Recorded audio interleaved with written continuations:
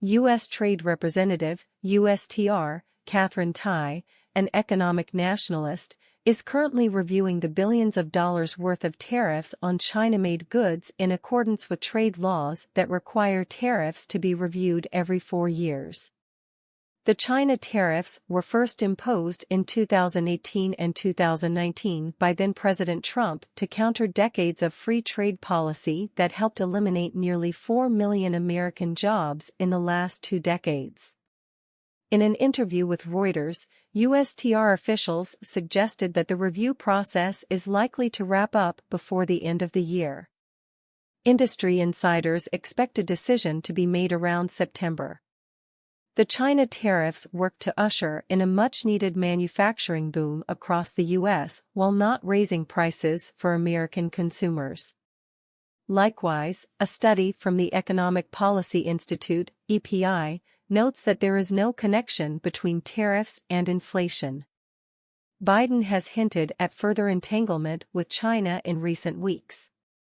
At the G7 summit, Biden vowed that his administration is not looking to decouple the United States from China. That statement came after he vetoed a bipartisan-approved plan that would have reinstated U.S. tariffs on China-made solar panels, siding with the highly powerful import lobby against American manufacturers. Last year, when Biden's USTR began the review process, the United Steelworkers, USW, pleaded with the administration to keep the China tariffs in place.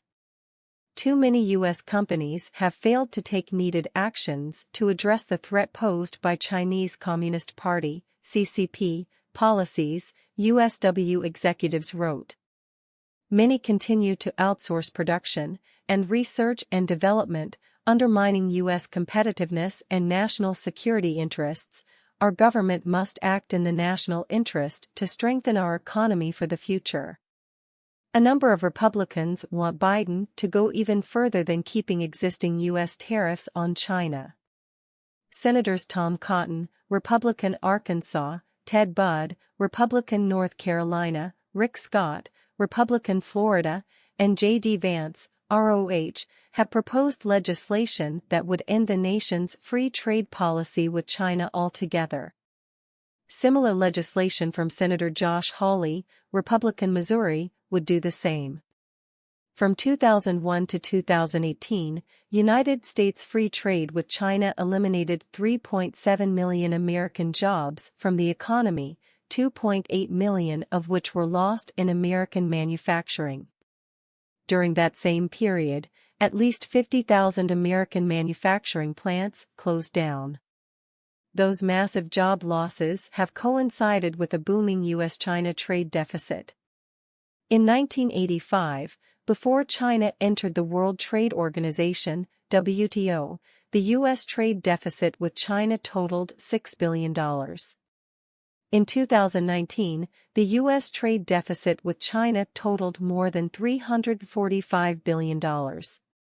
While skyrocketing U.S. trade deficits have led to devastation across America's working and middle-class communities over the last 2 decades, tariffs would be a boon for reshoring jobs and boosting wages, studies show. One such study finds that tariffs on nearly all foreign imports would create about 10 million American jobs while boosting domestic output.